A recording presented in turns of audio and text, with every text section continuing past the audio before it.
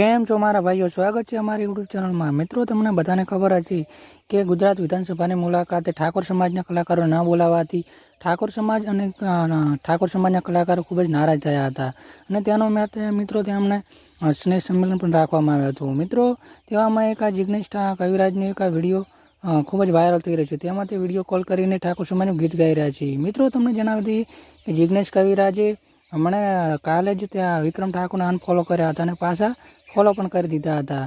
મિત્રો, તમને જણાવી દઈએ કે જિગ્નેશ કવિરાજ એના માટે નારાજ થયા છે કે વિક્રમ ઠાકોરે સ્નેહ સંમેલનમાં એક વાત કરી હતી કે દારૂના ગીતો જે ગાય છે તેનું ખોટું લાગ્યું છે, તેમાં અનફોલો કરી દીધા છે। પરંતુ તેમને લાગ્યું કે ઠાકોર સમાજ નારાજ થશે, તેથી તેમણે પાછા વિક્રમ ઠાકોરને ફોલો પણ કરી દીધા હતા।